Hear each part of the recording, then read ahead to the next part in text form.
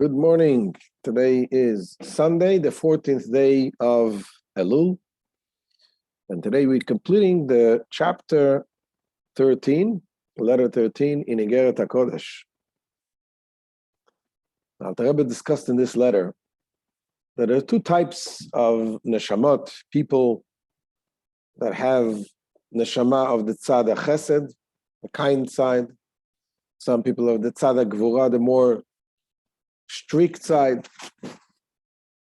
And the fact that there are differences between people, it comes because it's rooted in their soul.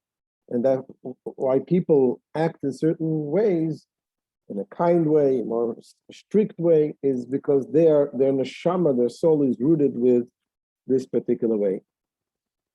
However, in kedusha, in holiness, it needs to be inclusion. You have in holiness there is itkalut. The right side includes also the left also includes the right. And it brings an example of Bet Shammai and Bet Hillel. It says there were two great sages in the time of the end of the Second Temple. And Bet Shammai was always strict. Hillel was always lenient. And explains in Chassidus, in other words, wherever there is a question if something is kosher, it's not kosher, Shammai would say, no, it's not kosher. Hillel would say, yes, it's kosher. And that was all the arguments that they had, the house of Shammai, the house of Hillel. They had the yeshiva of Shammai and Hillel. So Chassidus explains because Shammai, their soul, their neshama was rooted in the tzad gevurah, on the left side of strictness, and that's why everything became strict. And the Rebbe further explained that what does it mean that Shammai say asur, which is forbidden, but Hillel says mutar, which is permissible. They explain the word asur means forbidden. The word asur also means tie. Like we say the bracha, we say matir asurim. Matir asurim means every morning we say that we thank God for untying the tie. Prison is called asur. The bet asurim is tied in the prison, tied up. To come out means lehatir. To come out, to be untied. So what does that mean? So the Kabbalah explains that there is the idea of everything in the world has a godly spark. A godly spark that animates it, and everything what we use, when we use it, l'shem shamayim, when we use it for a purpose, of a godly purpose, of a positive cause, what we are doing is we are elevating the godly spark from this object. However, there are certain things in this world that is called completely asur, completely forbidden. But the word asur also, like I said, means it's tied. What does it mean? It's tied down to the evil, to the complete darkness, the forces of evil, and that cannot be tied. And this is what the difference between Hillel and Shammai. Hillel, being that his source of neshama, the source of their soul comes from a place which is a place of kindness, a place of chesed. Therefore, they're looking for every possible way to try to untie even those things that we say is forbidden. They're trying to look for a way. Obviously, it has to be based on the Torah premise, but they're trying to look for a way to completely to untie it and to release it, to be able to be elevated to the kedusha. And Shammai is more strict. However, I say sometimes we find in the Mishnah things that Shammai says mutar and Hillel says asur. Shammai says it's permissible and Hillel says nah. Why? Because something which comes from the holy side has to have a combination of both. You need to have something complete. Because in the root of everything is Hashem. Hashem is the root of both chesed and gevurah. They both come from the same root, from the same source. This is why it explains that we have the tzad of chesed, the side of the kindness, tzad of gevurah, the side of the severities, and we need to have a combination of both. He said the same thing is also true with Avraham and Yitzchak. Avraham was also tzad of chesed. Avraham was serving God with full with kindness. It was love. Love comes from the kindness. Avraham Ohavi, Avraham is my lover, Hashem says. But yet, when was Avraham Avinu, our father Abraham, when was he proven to be fully attached and devoted to God? When he was showed that he was able to serve God also not out of love, but out of fear also. Where was that? When Hashem tested him. When he told him to go take his only son Yitzchak and bring as an offering. Nisayon Akedah, the test of the time binding Isaac. And when he passed the test and he took his son, obviously it was only a test. Hashem didn't tell him to sacrifice him. He told him to bring him up, and he did. Then Hashem says, "Atah ki yireh Eloki lata." Now I know that you have fear of Hashem. So when you have the other side also, the thing, because if you would do it only out of love, things that make sense, things that is beautiful, then it wouldn't be proof that he's really totally devoted. It could be that this is his nature. He loves, he has this, he's in love with Hashem, he enjoys this pleasure. But when you go against your nature, you tap into some deeper essence of your neshama, and you do something against your nature. This is what is proving that you are really devoted to Hashem, that you're using out everything in the purpose for the service of Hashem. So let's see what the Alter Rebbe continues in today's shiur. Says the Alter Rebbe. וזהו שאמר דוד המלך עליו השלום, מה רב טובך וגומר. Now the Alter Rebbe goes back to explain the original, the verse in that King David says, and this is coming from what he quoted right in the beginning of the chapter, the pasuk, מה רב טובך אשר צפנת לרעך, it's a verse in Tehillim, פעלת לחוסים בך נגד בני אדם. He says, what is this verse saying? מה רב טובך אשר צפנת לרעך. What is the goodness that you're hiding for those who fear you? רעך represents those who have the concept, the attributes of fear. טובך is the chesed, the kindness. Says the Alter Rebbe, what this means, כלומר, שמידת הטוב והחסד, אשר היא בבחינת העלם והסתר, אצל כל מי ששורש נשמתו בבחינת שמאל. That is to say, that the attribute of goodness and chesed, which is in a state of concealment and hiding within those whose soul root derives from the left, from the gevurah. In other words, what we said now, that anybody has everything. Even those people who have the gevurah, they have hiding in them, they have the chesed. Anikra b'shem yereyecha. Those people who come from the side of severity, they are called yereyecha, those who fear you. Kemidat bet shamai. This is resembling the above mentioned trait of bet shamai. Inei af shu tov aganuz ve'tzafun. So although the chesed that they have, the chesed that Shammai has, it is a hidden chesed, it's not revealed. Because this is the difference between Shammai and Hillel. Hillel, the chesed is revealed.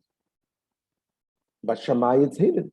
So you would think that that it's hidden, it's not revealed, maybe it's not in the same level of chesed. Says the Alter Rebbe, no, that's what King David says. אף על פי כן הוא רב וגדול מאוד, כמו מידת הגדולה והחסד ממש שמבחינת ימין. It is nevertheless truly and abundant and immense as the attribute of gevurah and chesed, which is of the right. Not the gevurah, I'm sorry, the gedula. Gedula, midat gedula is the greatness. The greatness is referred to as chesed. Chesed is great, is giving without limit. ושתיהם הן מבחינת גילוי בלי גבול ומידה ושיעור. Now both, moreover says, both degrees of chesed are manifest without limits, measure or dimension. In other words, not only the chesed of the Avraham is an unlimited chesed, even the chesed of Yitzchak is also unlimited, even though it's concealed. וזהו שכתוב מה רב טובך. That's why the verse says, and this is the meaning of the verse, the phrase, how abundant is your goodness. כלומר, בלי גבול ומידה. The goodness that Hashem has hidden for the people who fear Hashem is also a goodness which is an endless goodness, unlimited goodness. So it doesn't matter, בין הטוב אשר צפנת לרעך, ובין אשר פעלת לחוסים בך. Whether it is a goodness which you have hidden away for those who fear you, or that which you have brought to those who trust you. What does it mean, those who trust you? It says, שהם בעלי הביטחון שמבחינת ימין. This is referring to the trusting ones who derive from the right. We're talking about trust. A person that says the people who have midat chesed, the full level of chesed kindness, the love, the chesed, that this is where trust comes from. A person trusts Hashem is because he's full in love with Hashem. When you love someone really, really much, you trust the person. And a father will take you and throw you up in the air, you're not afraid. You know the father's going to catch you. You have the full chesed. The chesed is the idea, chosim bach. When you trust Hashem, it comes from the midat chesed. There's a story from Moshe Alshech. The Alshech, big tzaddik, once came to a town, and he was talking to the people about the midah of bitachon, trust Hashem, trust God. And was there a very simple Jew, a farmer. He was a balagala. Balagala meaning he made a living he had a horse and wagon. He was carrying, delivering people and stuff. And when he heard the speech from the Rabbi Moshe Alshech, he heard about this level of trust in Hashem. He decided, that's it. I have to trust Hashem. Hashem will provide. He sold his horse and wagon, and he went to the shul and he sat down and studied Torah. I trust Hashem. People told him, what are you doing? His wife told him, his friends said, what are you doing? Yes, you trust Hashem, but you have to work also. He says, no, I have full trust in Hashem. The rabbi says, trust in Hashem. Okay. Sure enough, the guy was sitting in the synagogue learning day and night. And one day, his horse and wagon come back to his home, backyard, filled with gold coins. I was like, wow, where is this coming from? Apparently what happened, he sold his horse and wagon to a goy. And this goy found the treasure. And he found the golden coins, and he was loading it up on his wagon. And after this, he went to search for some more, and he fell, and the goy passed away. He died. And the horse was waiting for him that didn't come back, and the horse went naturally to the house that he knew. And they went to Rabbi Shlomo Zalman and asked him, how could it be? Why is this? Now, we also trust Hashem. We don't have wagons of gold showing up in our backyard. So he says, this person, he really trusts him. So when you are in a level, obviously the average person, that's we are required by the Torah to do naturally also. But there is exceptions. There is exceptions. Like for example, Yosef HaTzadik.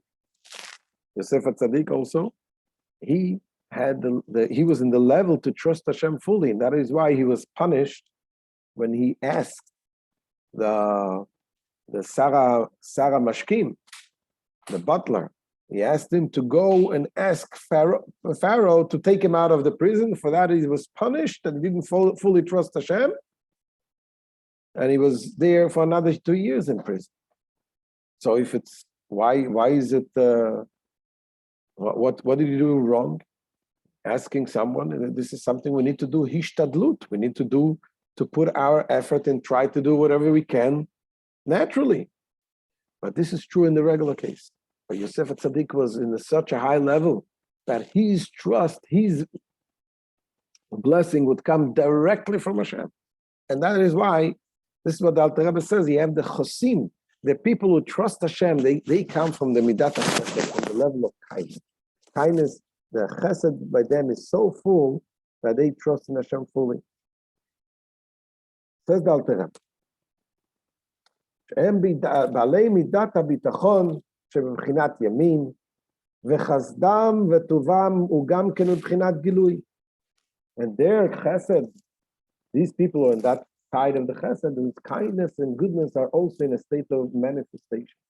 והתפשטות נגד בני אדם. And their level of kindness is in a way of expansiveness before the sight of man. ולא מבחינת צמצום והסתר כלל. And by no means, by them is in a state of concealment, contraction, and concealment. Nevertheless, the Alter Rebbe said that even the people on the Reyecha, people who are on the other side, people who have a neshama of more severity and strictness, they too have the kindness of Hashem hidden for them. This is Marav Tuvcha shetzafanta bereyecha. The Alter Rebbe now asks, in that case, if we say this is a goodness that is hidden for the hidden goodness in the people of fear, then the verse doesn't make sense grammatically. Why? Because it says, Ma rav tuvcha shetzafanta lireyecha. What is the goodness that is hidden for the people who fear you? So if we're talking about goodness, that Hashem has goodness hidden away for the people who fear, then it would make sense, that verse. But now that we explain that what this verse says is that there's great goodness hidden within the people who fear. The people who have fear of Hashem, they have within them also kindness and goodness. Then it should say, Bireyecha, that the goodness is in those who fear you, not Lireyecha, to the people who fear you. That's what the Alter Rebbe is asking. The reason why the verse, for those who fear you, which would seem to imply that the chesed from above is granted to them as a reward, rather than in those who fear you, rather than in those who fear you. It says, I know. Mishum shekol mashu mebchinat elem b'kol neshama. He says, is that whatever is in a state of concealment within any soul, it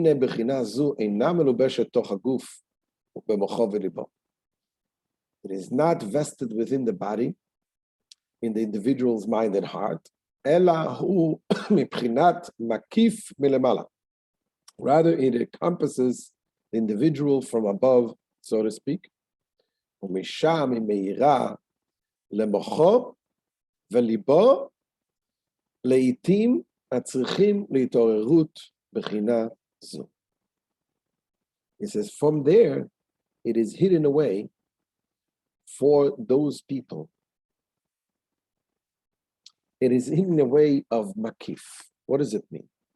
It means there is a surrounding power. There is something which comes within a person. There's something which is encompassing a person. He says this chesed, this kindness is such a powerful kindness that Hashem has, that the people who are going, even the people are going in the midat gevurah, the level of strictness, serving Hashem with yirah, they also have this, they can tap into that powerful, encompassing level of chesed. And when the time comes, they need to tap in. This is being awakened in them. He says, from Mishami Meira leMachov Libo Litim Tzrichim Litorerut Bechina Zu, and from there it radiates to his mind and heart at times which require an arousal of the attribute in question. שתאיר ותתעורר ותאיר למוחו ולבו כדי לעבור לידי מעשה בפועל ממש. So that it will be aroused and will illuminate his mind and heart in order to result in actual deeds. ועל כן, ואמר על כן אשר רב טוב לבית ישראל. So King David therefore said that where is the abundance of goodness, הצפון והגלוי ובבחינת בלי גבול ומידה לפי ערך נפשותם המלובשת בגוף. That is the goodness of the heart of Israel, both that which is hidden and that which is manifest, so to speak, without limits and measure, relative to the category of their soul vested in the body. So King David is saying to Hashem, even those people, also the people who don't have the revealed way of chesed, they too need to have this unlimited chesed from Hashem. Why? Because the hidden chesed that they have is also an unlimited one. It says, "Lachen gamata Hashem titnaeg imahem b'midat chesdecha gadol bli gvul v'tachlit hanikra rav chesed." It says, therefore, you too, O God, relate to them with the attribute of your unlimited and infinitely great chesed, which is called Rav Chesed. Why? The it chesed, the it chesed. Because there's two kinds of chesed. There is a chesed, and there is a far higher form of chesed. The it chesed olam, there is the chesed olam, which means chesed from the world-like chesed. When you're talking about the world-like chesed, kindness, it is a kindness that comes in a limited way. And being that it's limited way, you have the opposite of it also. Sheyesh kenegdo ulumato midat adin chas v'shalom. That there is an opposite, counterpart, the attribute of din, which is of severe justice, heaven forfend, God forbid. So this is lema'et uletzamtzem chasdo v'tuvo. This would diminish and contract God's goodness. So if there is chesed comes from the limited chesed, from limited kindness, then there is no surety that this is going to go all the way. Because if there is an attribute of chesed, attribute of kindness comes, then there is also the attribute of gevurah. There is the counterpart that tries to restrict this chesed. However, but when the revelation of chesed comes from the higher form of chesed, the powerful chesed which comes, the unlimited one, there is no counterpart to it. That's what Alter Rebbe says. Aval chesed elyon anikra rav chesed, the superior form of chesed, however, which is called rav chesed, ein kenigdo midat adin lema'etu letzamtzem rov chasdo. It doesn't have any attribute of deen that opposed to it to diminish and counteract the abundance of God's benevolence from existing without limited end. Why?